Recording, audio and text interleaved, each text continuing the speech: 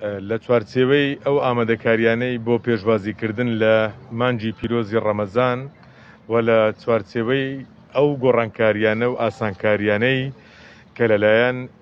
لێژنەی باڵای ڕوبەڕووبوونەوەی کۆڕۆنا و ژووری ئۆپراسیۆنی پارێزگای هەولێر بۆ کردنەوەی دەرگای ناوەندە ئاینیەکان و بەتایبەت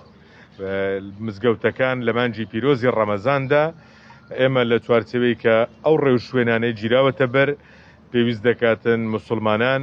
لە کاتی نوێژەکانی فەرز و هەروەها لە نوێژی هەینی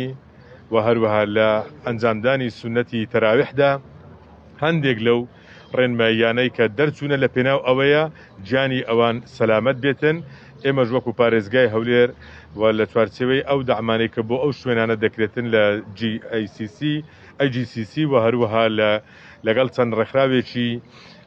کۆمەڵی مەدەنی و چالاگوانان بۆ ئەوەی مزگەوتەکان بە پاکوخاوێنی ڕابگیرێتن بەشێک لە پێداویستیەکان دابین کرایە کە پێشکەش بە ئەوقافی هەولێر دەکرێتن بەسەر مزگەوتەکاندا بەش دەکرێتن. هیوادارین مسلمانان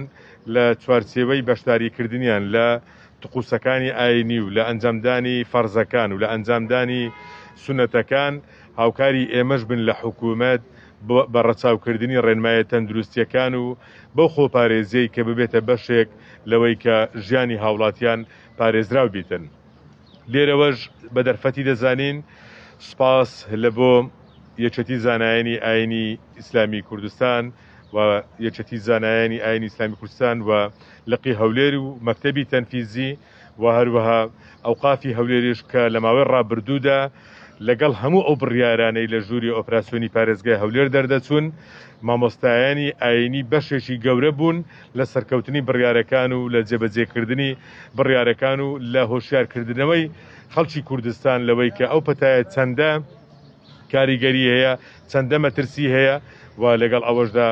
مینبەرەکانی پیرۆزیان بەکارهێنا بۆ هۆشیاری کە کاریگەری زۆریان هەبوو لەوەی کە هاوڵاتیان پێگیری بە بڕیارەکانی ژووری ئۆپراسیۆن بکەن.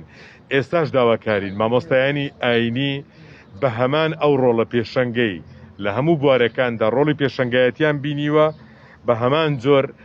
لە ئێستاشدا لەو مانگە پیرۆزەدا کە هاموشۆی مسلمانان زیاتر دەبێ بەرەو ڕووی ماڵەکانی خوددا بەرەو مزگەوتەکان زیاتر خەڵک دەچێتە مزگەوتەکان داواکارین مامۆستایانی ئاینی هەمان ڕۆڵی پێشەنگایەتی ببینن لەوەی کە